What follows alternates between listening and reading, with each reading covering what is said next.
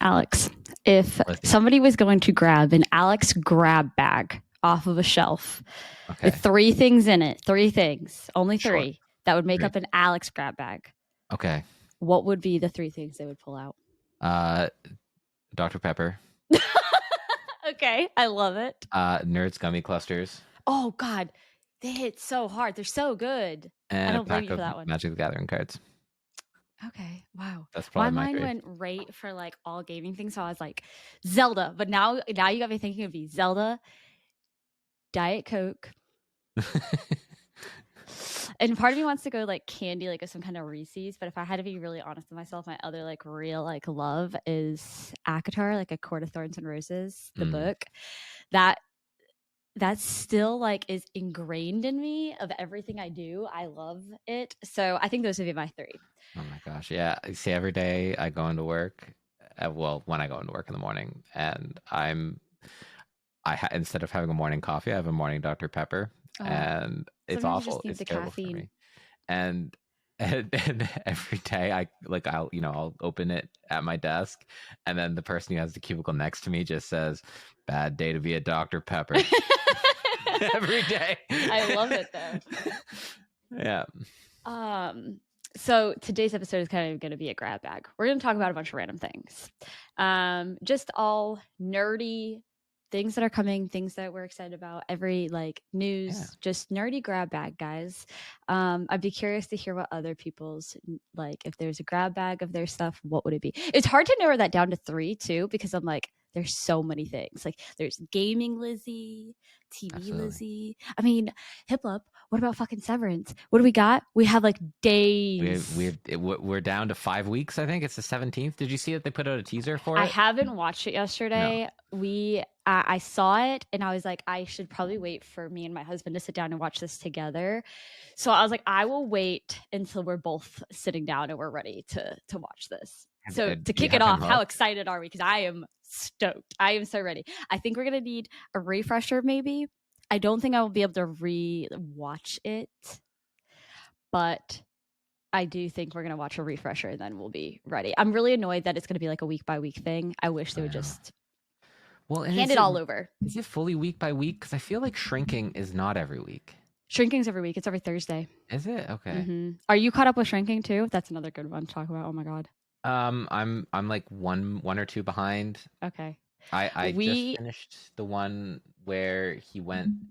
Spoiler alert for Shrinking, where he went and met up with the guy who hit his wife with the car, and he's like, "Stay out of my life."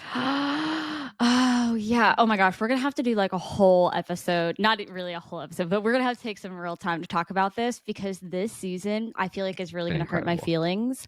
Really? Yeah. Because already I'm not ready for like the, again, kind of lightly spoiler. I think everybody kind of sees it coming even from like last season, like the kind of like falling apart of Paul.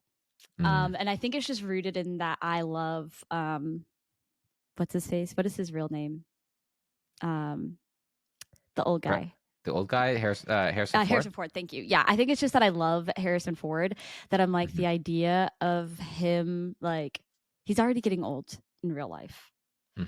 And then seeing Paul get old and him like kind of like deteriorating in a sense, like he's kind of just he's sick. And so I don't know if I'm ready for that. And I think that's going to break me a little bit in that show. So yeah, when you're caught up and maybe when the season ends, because I don't know how many episodes there are, we might need to have like a sit down conversation because that show is incredible. I think we've said it before. Apple TV does not miss. They hit every time. It's so good. But yeah, also super excited about Shrinking. Definitely counting down the days for that as well. I do want to jump into from going from shows to movies. I heard you went to go see Wicked, and let's face it, that's the freaking talk of the town right now. I am gonna let you like tell everything because I don't know anything about, like, I watched The Wizard of Oz when I was younger. I haven't really seen much. I'm curious to hear if you think I would like it or would I be confused the whole time, and just like, what did you think? Do you know the story of The Wizard of Oz? Not well enough. I would probably need to sit down and watch The Wizard of Oz before I went to go see it because I probably would just be confused. Okay, do you remember there's a Wicked Witch of the West Yes. who Dorothy kills with? You remember there's a Cowardly Lion, there's Yes. Munchkin Town, there's the Yes. Yellow Brick Road. In the book, it's a silver slippers. In the movie, it's ruby slippers because Technicolor. What other plot points from Wizard of Oz should you know before seeing Wicked? Okay, so basically, Wicked, it starts immediately after the Wizard of Oz ends. Okay. And then the first half of the musical on stage is a flashback to when Glinda, or at the time, Galinda, it's a whole thing, are at school together, and they end up being roommates at like a wizard school, kind of like a Hogwarts, called Shiz. Okay. And then the movie ends at the end of what is the beginning of or is what is act one of the musical, and then the second act is sort of further along and kind of happening around the same time as the Wizard of Oz. Okay. And then it ends where it begins immediately after the death of the Wicked Witch of the West. Okay, so there's a lot of components, more than just, hey, you watch The Wizard of Oz and you're good to go. Yeah, but it's like, it's fine. Just know that it's a flashback because they don't really do anything to age up Ariana Grande, who plays Galinda. And yeah, so it's I'll be the first to admit, I'm kind of like, even though I'm very active in the theater world here in my part of Canada, I'm not a huge fan of Wicked the musical. I think it has Act One-itis, where everything good happens in Act One, and then there's like 2 good moments in the second half of the show. And I think a lot of people are going to discover that with the second movie.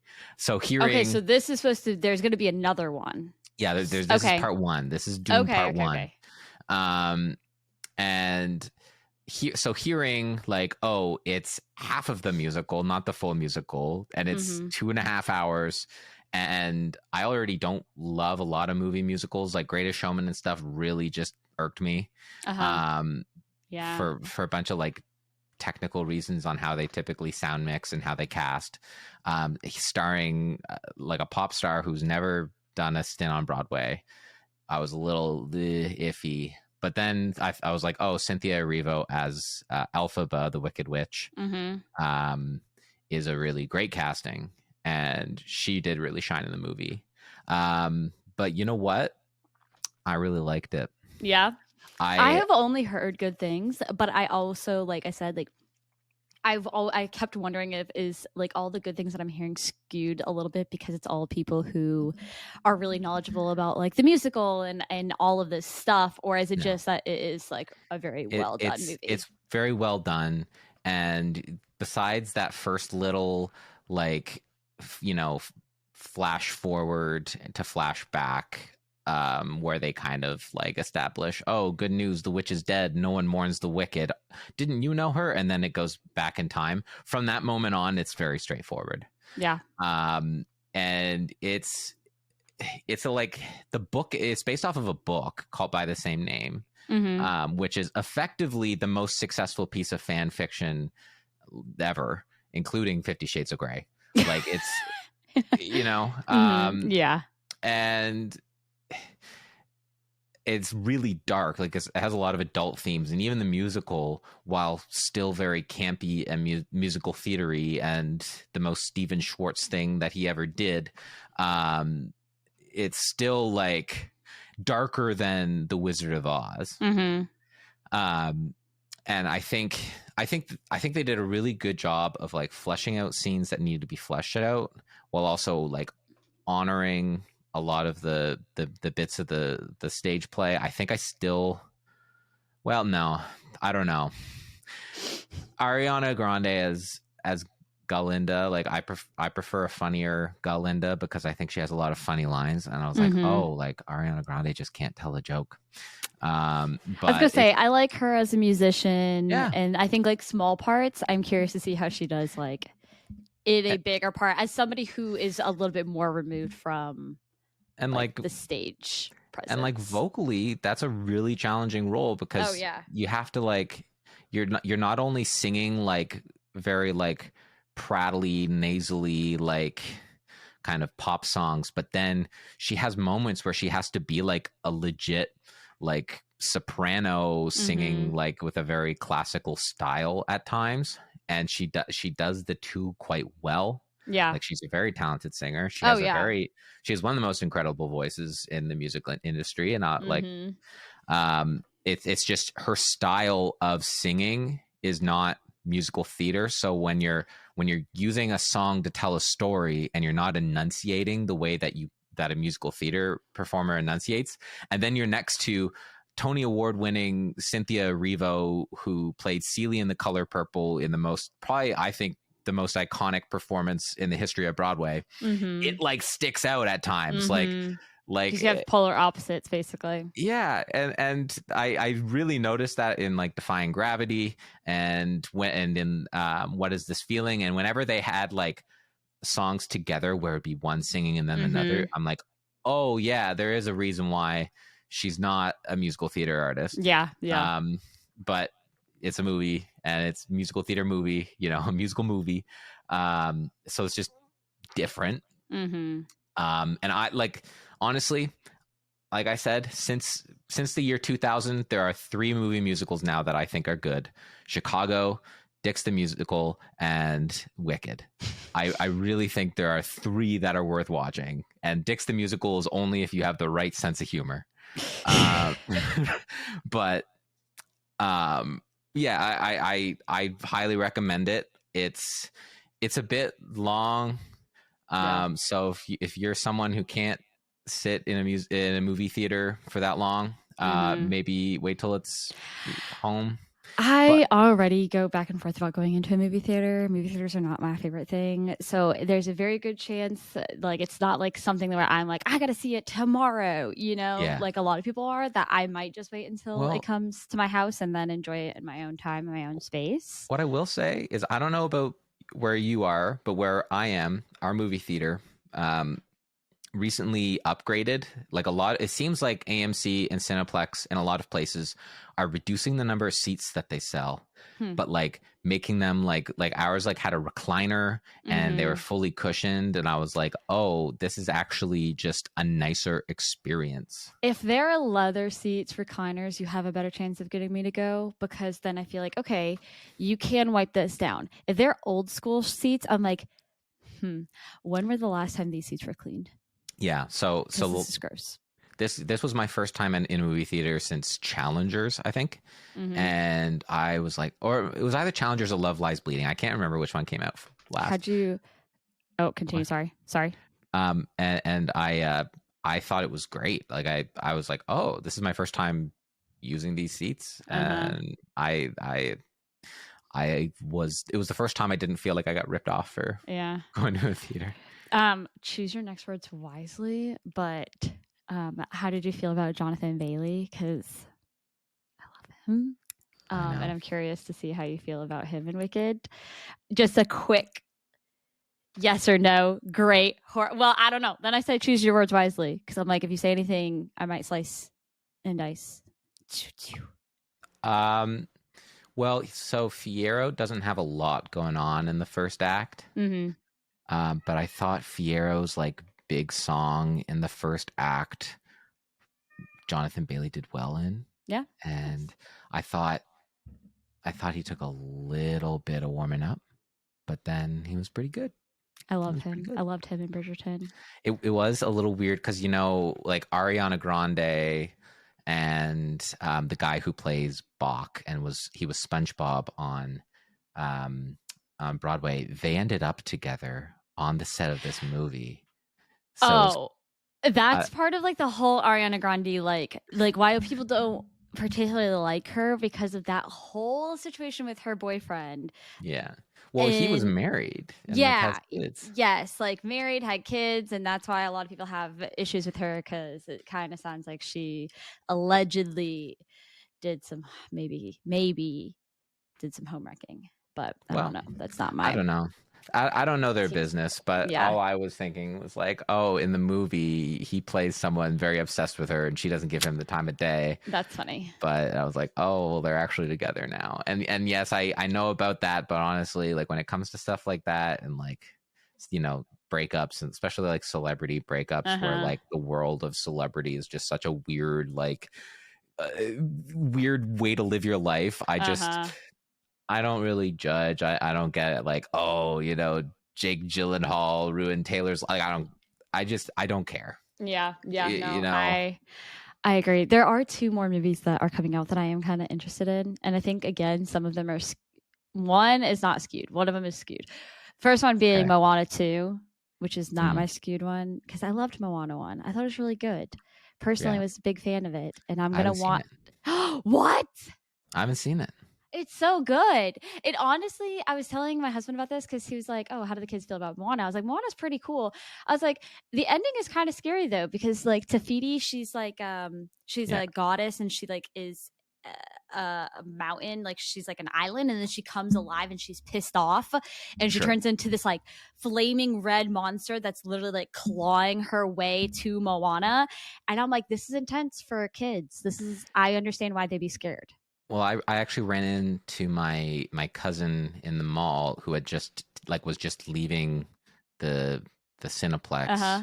Um, and she was leaving Moana 2 with her two kids, and she said that her youngest was like spent most of the movie like hiding her face Oh because she found it no. scary because so she found Moana 2 like too scary. I think she's like 2 or 3. I was gonna Uh, say it's tricky. It reminds me like, have you ever thought back about like movies as kids and been like, wow, that was kind of creepy, and like yeah. I shouldn't let kids watch it now. As an I'm a nanny, Mhm. and we were talking about like kid movies that like me and the kids could sit and watch on like certain days, and I was like, oh, Toy Story. Toy Story is so good. And then I was like, until they all start crawling out of underneath Sid's bed, then Yeah. they're not cool anymore, and that's scary as hell. Yeah. Well, did you like I actually I left um do you remember in The Phantom Menace I don't know when if I ever saw it. like Star Wars episode 1? Oh, I don't know what. Never mind. I was thinking of what's the one with the mask and it's like black and white poster. I'd have to come back and tell you. That's not what I was thinking. I was not thinking Star Wars. I was thinking of, oh my god. I don't know what you're talking. Continue. Yeah, I know. I know. How you have seen Star Wars Yes, episode 1? yes. Sorry, Okay. sorry, sorry, I sorry. was like I you're have you're seen all of sitting in them. front of a picture of like a TIE No, fighter no, and no, no, X-wing. no. Yeah, I have seen all of them. Okay. Uh when they're leaving like the Gungan city and they're in the submarine. Mm-hmm.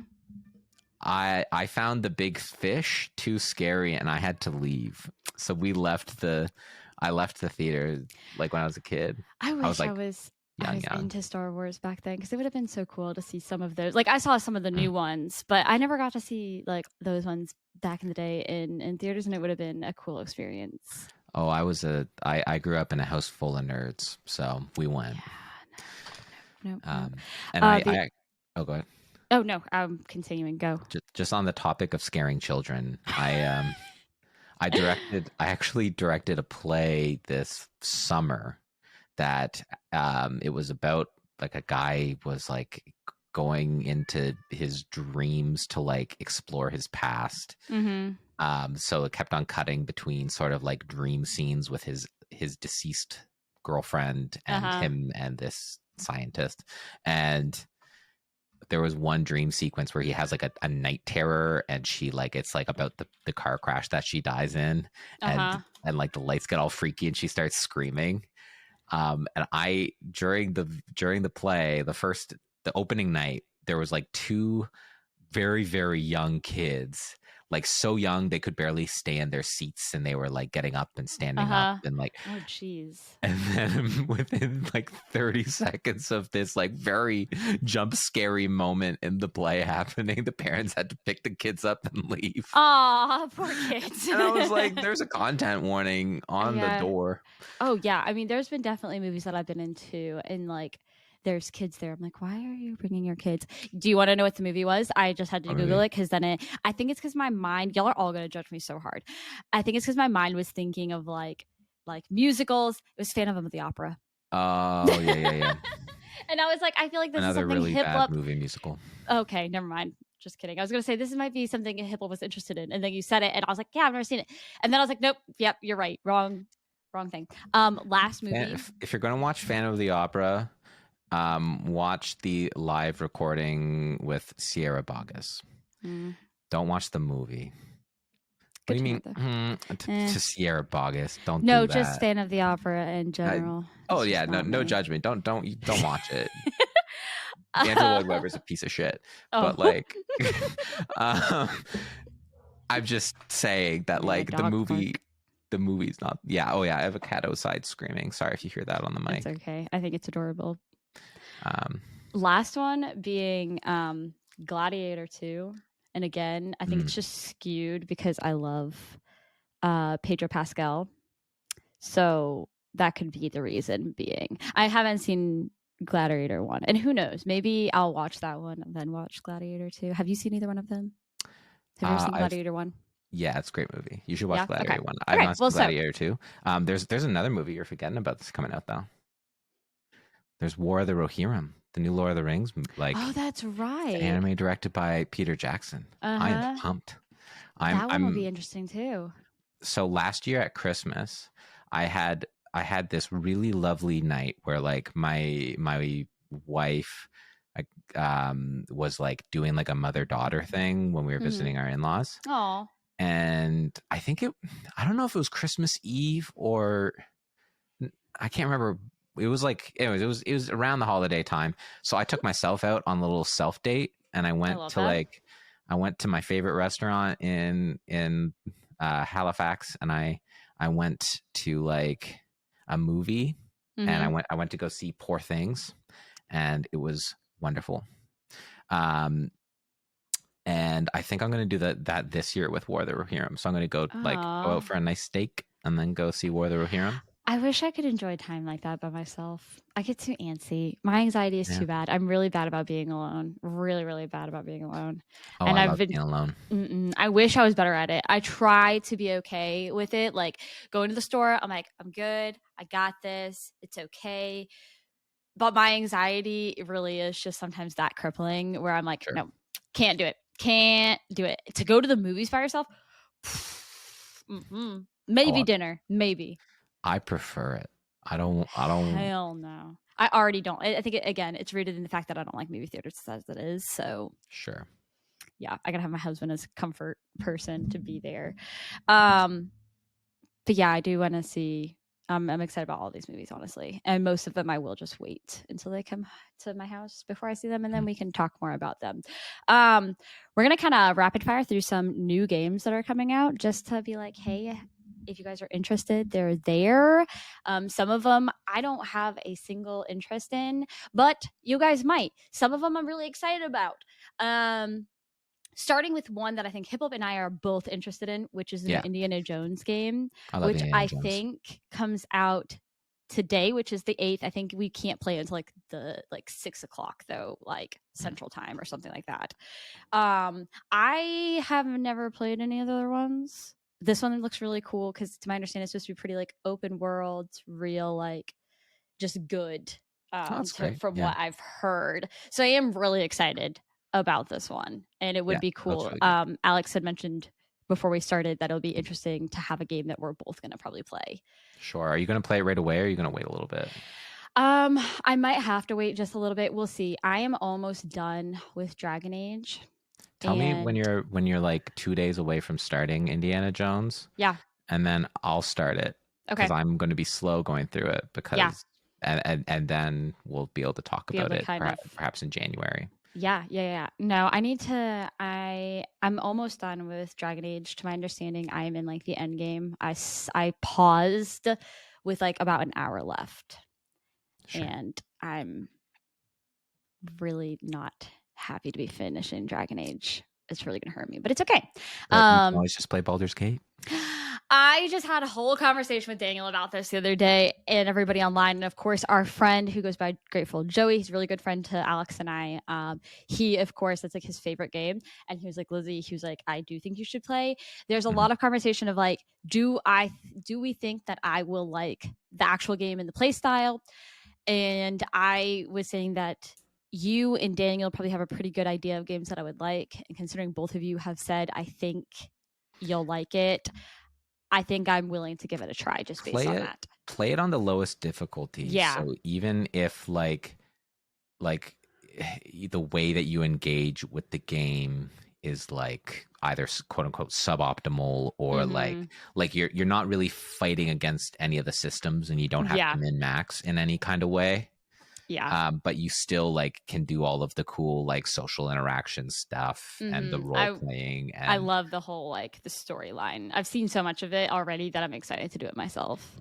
yeah, and what you saw will be completely different than what you do because Mm-hmm. so many like just there's just so many variations and permutations, and they've really accounted for so many of them. And what characters you latch on to. It's a great game.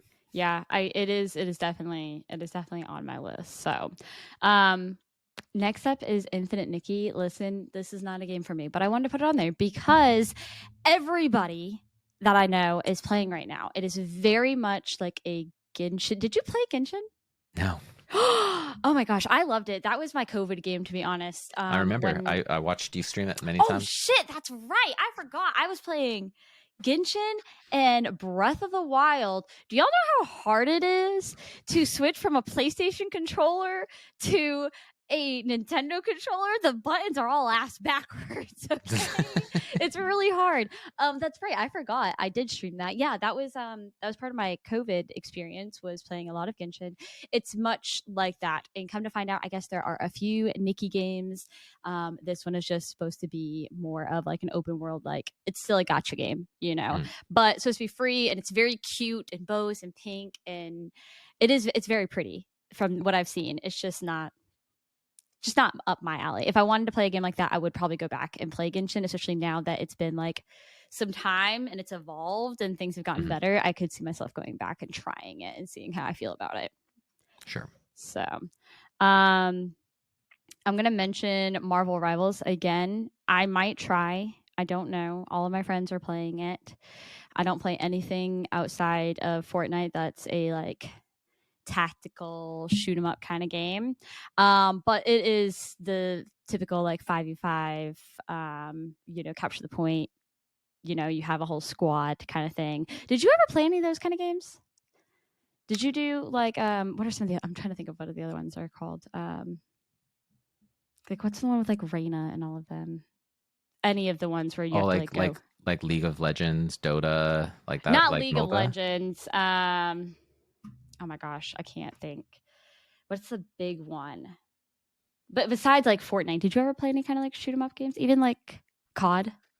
Oh, not really, to No, be I was gonna honest. say I I didn't think that that was up like your the only like I prefer games that are solo experiences Mm-hmm. typically. The Mm-hmm. only multiplayer game that I ever really got into was StarCraft 2. Okay. And I guess I play Diablo 4, which is also sort of multiplayer. But StarCraft 2 took so much of my life and my sleep that I just don't trust myself to play a game like that. And Uh-huh. also I find like my gaming time now, I need it to be chill. I Uh-huh. need it to be relaxing. Yeah, yeah, yeah. I Um, mean, I get it. so I just can't be stressed out at teammates Mm-hmm. I mean, I get it. I do because there's so many times where we sit down and we play Fortnite or party and animals. or party animals and it's like screaming at other kids because the frustration you can't there's nothing you could do. Like if you're against a good team, like Mhm. well, I guess fuck me and I'm just gonna lose and be okay with that. But yeah, it's definitely one of those like you have like a person, a character, you have a special, you're going to like capture a point, try to kill as many teammates on the other side as quickly as you can, kind of thing. Yeah. I'm interested to see what it is. And very similarly, Fortnite is coming out with Fortnite OG, which is like from 2017. But to my understanding, I don't know if I would like it. It's a lot slower pace. There's not as much movement, very limited guns, but they're also coming out with Fortnite Ballistic, which again is like 5v5 capture the Yeah. point kind of situation, which Sort of like again, like kind of like an Overwatch or whatever. that's Like what I was thinking of. Yes, yeah, thank you. Those kind of games, like Overwatch. That's the same thing with Marvel Rivals. They're that. Valorant. Yes, thank you. Valorant was the one that I was thinking. I was like, and I know everybody's probably screaming at me, being like Lizzie, but my mind was just Wow, blanking out really bad. Valkyrie will never forgive you. Yeah, literally. So Fortnite Ballistic, what might be the first time that I try one of those kind of games. But yeah, you didn't do Overwatch or anything like that, did you? No, I no. couldn't remember if you tried Valorant or not. I'm not good at video games, you Yeah, know. So like, and like, same. you know, like I didn't. All the people that I knew that play Valorant or know that play Valorant, were all very into like CS:GO or Mm-hmm. very into Overwatch. Yep. So they were already like, you know, they just have that lizard brain mentality when it Mm-hmm. comes to these games, and I just don't. That's I'm like, you know, I'd rather just look at a big like, you know, spreadsheet and figure out my build for an RPG. Like yeah. I think like Path of Exile 2 just dropped, and I think that game appeals to me much more than like a Fortnite Ballistic would. That is another one that I have seen a lot of people playing, and Yeah, I've seen a lot of people playing Path of Exile 2. but it's more of like a Diablo like game, isn't it? Yeah. Okay, that's what Yeah. I thought. So I believe Path of Exile 1 was even made by people who made Diablo 2.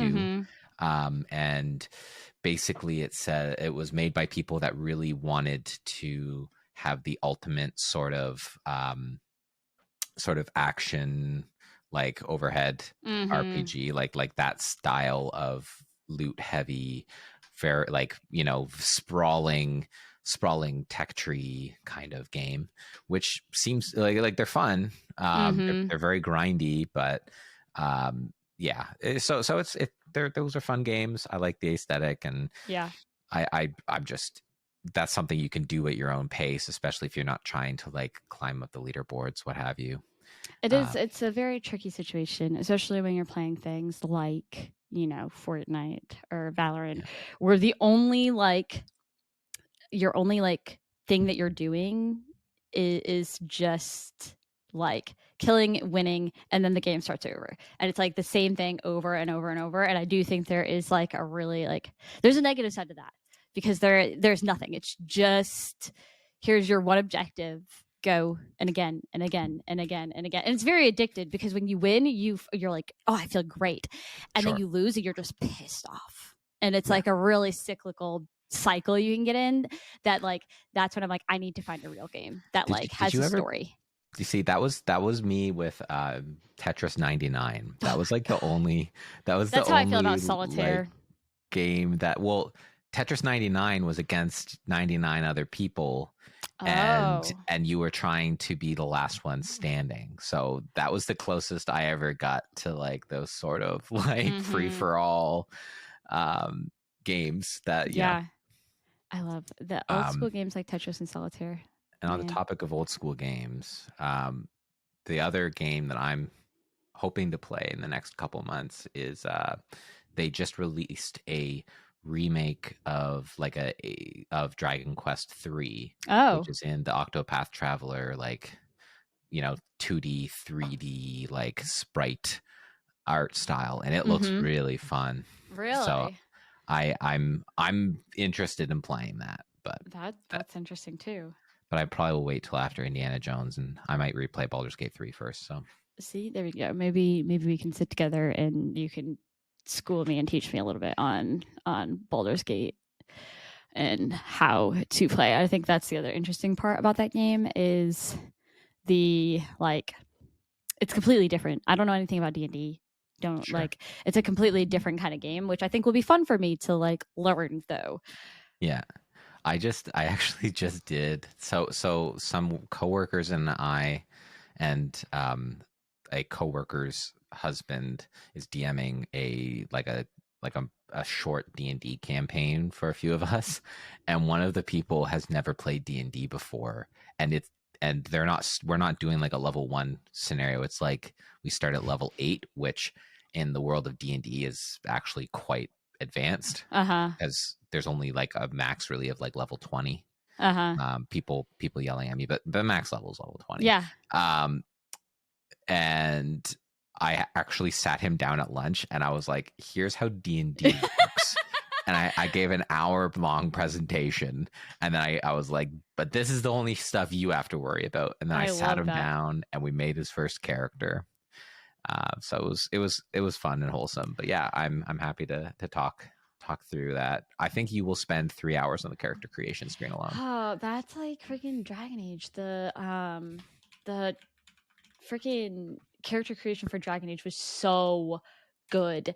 And then what happened to me is I sat there for an hour and a half being like, okay, I can change this and I can change this and I can change this. But speaking of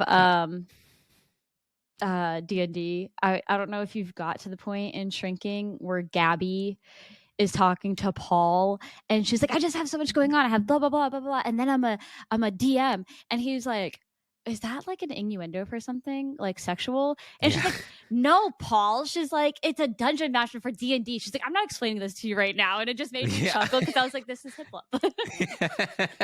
That is me. That is me.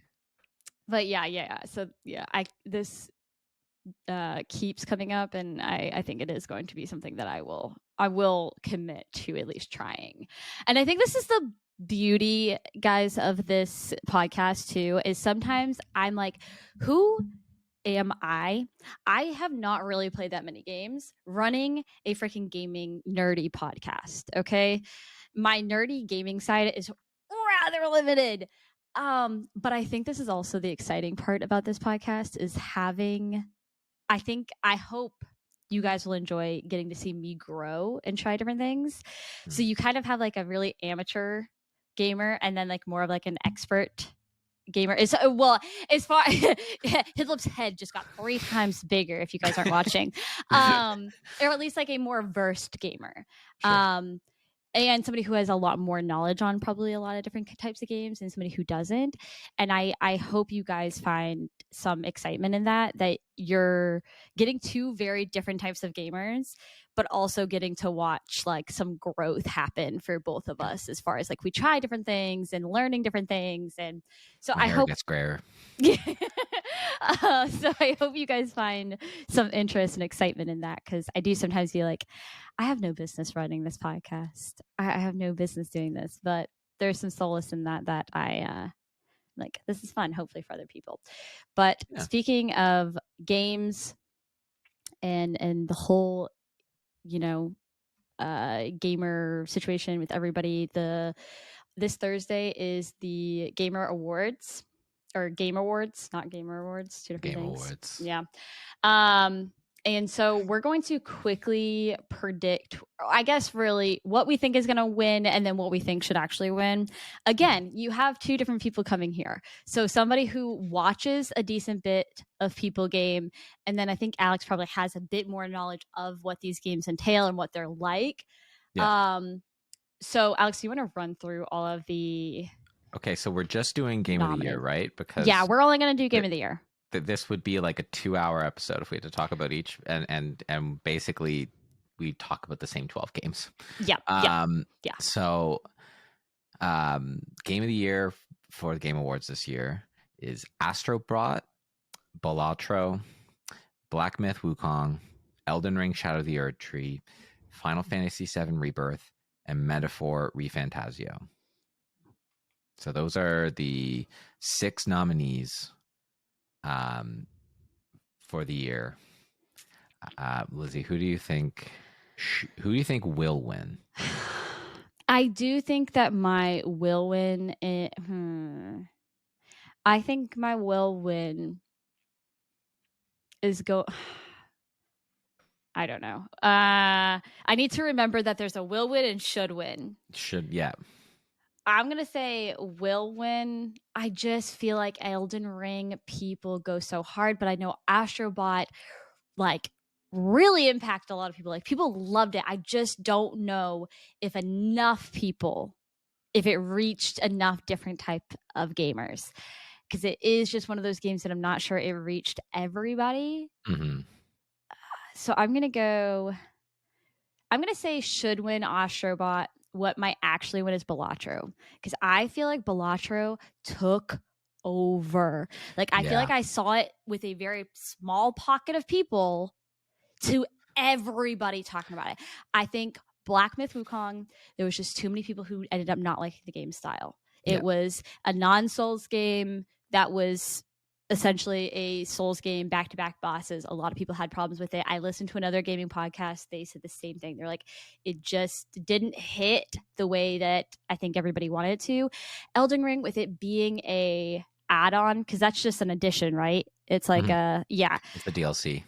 I don't think any kind of DLC. I mean, unless it was really incredible, like I don't know, a DLC winning game of the year to me. Well, Witcher 3 the Wild Hunt one, right? Did Wasn't that it? a DLC for Witcher 3 the Wild Hunt? I don't know. And I guess also I'm a Oh, I guess no, little not. I'm an idiot. Never mind. I don't know enough about Final Fantasy and Metaphor. So those ones I'm a little So uneducated about. So sure, for sure. See, yeah, I typically like the thing with the Game Awards and really any award show is there. It's a lot of like paid advertising. mm-hmm. So I don't think the best game of the year will actually win game of the year. Mm-hmm. So that's why I don't think Astrobot. I don't think Metaphor ReFantasio will win. Final Fantasy VII Rebirth, I've heard kind of mixed things about, and I know a lot of people. Like I have a few friends that like JRPGs is like all they play, Mm-hmm. and Metaphor was their game of the year. Elden Ring Shadow of the Erdtree was excellent, and boy does Jeff Keighley love to give love and awards to the companies that keep on giving him exclusive like reveals and trailers and stuff. And you know what, Bandai Namco does that a lot. From Software does that a lot for them. But it also typically seems that the game of the year goes to like whatever the biggest like AAA release has been. So I actually think that's what Black Myth Wukong will have going for it, that it was sort of like the big AAA release of the year. That like everyone played, and even though it wasn't the best, people will still vote for it. People still, well, and it's not like it was the game that I think captured the zeitgeist of gaming more than anyone else. But I think Balatro should win. I think it should be Balatro. I just feel like so many people, it literally exploded. It was the one thing. Like I feel like a lot of people loved Astrobot, but I think like with Astrobot it lasted like this long. And I think Black Myth Wukong, it lasted like this long. I feel like with Balatro, it again, because it's like a repetitive game and that kind of cycle we were talking about earlier, people are still playing. I mean, it just continues to keep going and keep going and keep going to the point that I'm like, should I try it? Like you guys, everybody talks so highly of this game, kind of thing. And I think that's what also gets me is knowing like if it sparks an interest in something that I'm not particularly interested, that many people are liking it, that many people are talking about it. Well, not only that, like I know people like since the mobile version came out recently, and I know people that like convinced their parents to try it on the mobile version. Their parents who don't like video games, and they love Balatro. That's kind of awesome too. It's reached audiences that like typically you don't see playing video games. But I don't know. I think it would be a huge, like this to me would be like if Among Us won game of the year. Yeah. Like because a similar sort of indie studio that captured the minds of folks for a year, right? And you want to see, like, to your point, like, you want to see that it is actually like the people voting and not, to your point, just who had the money to put into advertisement and all this stuff. You want it to like, you want to look at it and be like, okay, Bellatra would be the one that I was like, the people did this. Like the people really did vote. This is one that I would believe that it was like they listened to what people had to say, kind of thing. People went and voted, kind of situation. Yeah. So I as much as I'd love to see Bellatra win, and I think it should win, I think what will win is Black Myth Wukong, just because it's the big, AAA game of the year. I might change mine to what might win is Elden Ring, because I do think you have a point of like it. Elden Ring also took a lot of people by storm, and I think having something come out that was extra content probably excited a lot of people. So I think actually win will be Elden Ring. What deserves to win is Bellatra. Yeah, and I'll be very interested to see what comes of Thursday. Yeah, I'd be very happy if Elden Ring wins, Shadow of the Erdtree wins, because I think it was really great up until the final boss. I thought the final boss was awful, but I saw so much of Elden Ring. I don't know if I ever saw this though. I don't know if I ever saw the extra content. I watched a lot of people play Elden Ring. I was very into it when it came out, but yeah, I don't think I ever watched any of the extra stuff though. Yeah, I didn't actually. No, I do watch. There's a streamer that I used to watch, and I still sometimes do watch during my like when I'm working, and she's done like hit list runs of Elden Ring, like Sandwich death runs. No, it's not Sandwich. Really? Oh man, I was I got this. No, her name's Puppery. She's from Germany, and she plays German. She plays during like my work day, so it was very like if there's a stream on in like early morning my time when I'm doing more focused work, because my afternoons are usually taken up with meetings.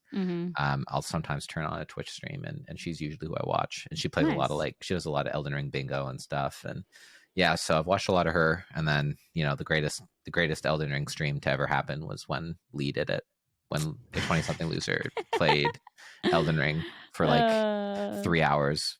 Greatest 3 hours of my life, really. I was so happy because I campaigned for her to play Dark Souls because she promised it during her first charity stream, and it got done. So speaking of charity streams real quick, guys, I do want to promote our buddy Bruce Windless, who is about to do a charity stream on Saturday for in Chicago. They have a shelter that he's gonna pair up with and do raising some money for the shelter. That's actually whose merch I have on today. This is Clarence. So I got me a Bruce Windless hat. Guys, I gotta say, there's a lot of streamers who put out really cool merch. I had the ability to be part of this merch and giving some ideas, and then watching an amazing friend of ours, her name is Liv, she's a designer, make it come to life. And it's really, really cool because the whole point is that Clarence is a very small goose. Yeah. Very small, and so on the front it's him, and then it says "Hey big guy," and on the back it says "You matter too." And it's really, really cool to have merch, quote unquote, that isn't just like Valkyrie or Pokimane, or it's just somebody's name. I think this was really cool because it can speak just to the masses as well.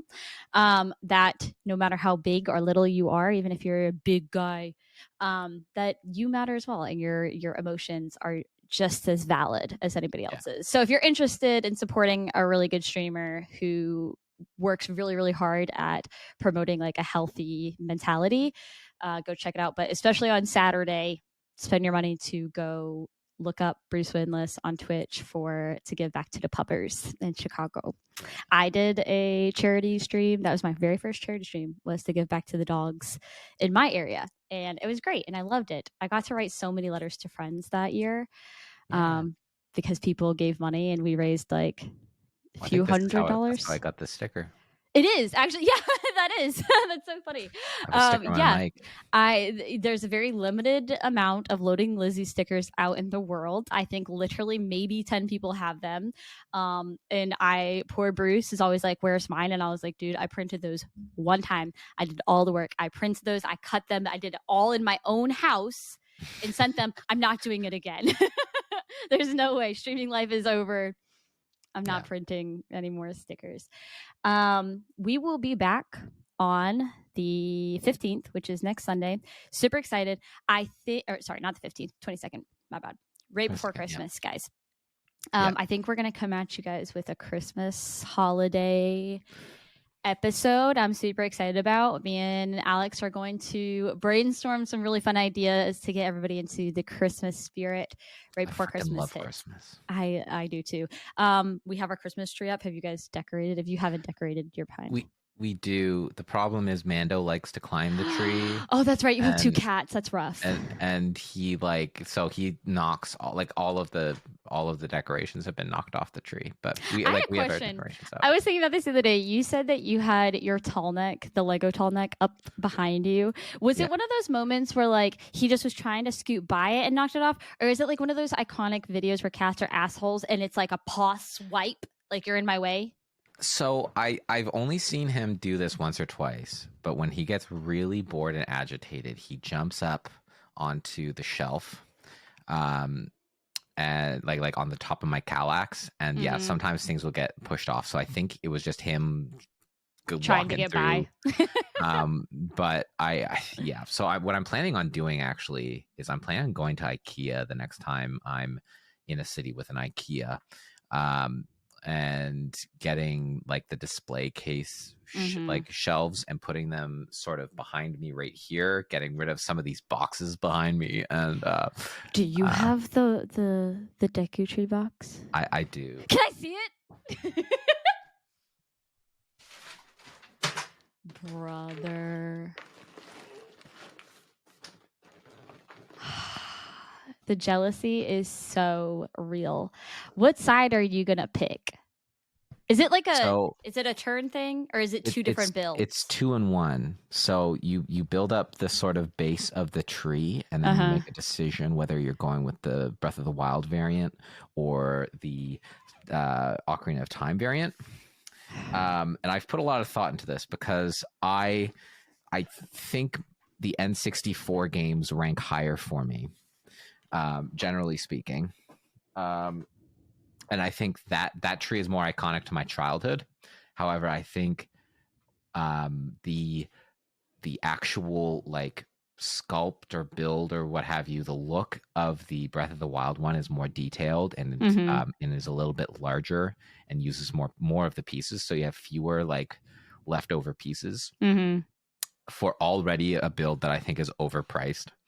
So I think I'm gonna go with the Breath of the Wild one. That was like a bait and switch. I feel like I felt like you were going to Nintendo 64 and then you were like, just kidding. No, but it's just because the Breath of the Wild one is bigger, and I have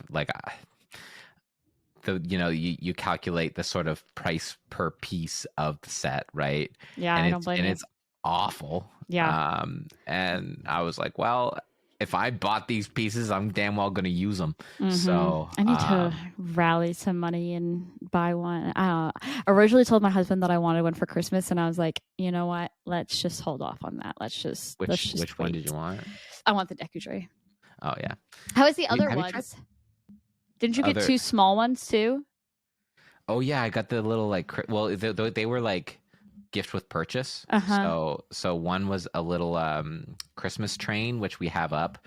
We bought all of the Lego Christmas stuff and have put them up as decorations. So I love that. We watched it's a movie called Hot Frosty on Netflix, which is oh my god, what a fucking fever dream. But which I can't get into.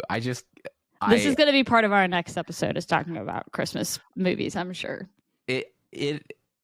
I really am considering making a video essay about why this movie is so fucked. But anyway, so it's that movie. We watched that and we were building Lego, and she's working. She has the Lego wreath, and she made some Christmas trees, and she's got a poinsettia to build. So it's been a lot of fun. It's been a lot of fun. Well, I'm super excited for the next episode because, like I said, I just realized what was on your shirt. ADHD brain. Hiflip's got a freaking a slowpoke Hawaiian shirt on, guys, if anybody's wondering is listening. But I'm really excited about this Christmas episode that we're gonna do. Yeah, I'm excited too. But yeah, we will see you guys back on the 22nd. We hope you guys have 23rd? 22nd. Well, I guess, yeah. We record on the 22nd. Technically, I do put them out the same night. It just isn't until like late. So yeah, see you on 22nd, 23rd, you know. And we appreciate you guys. And we hope you guys have a fantastic week. Bye, guys.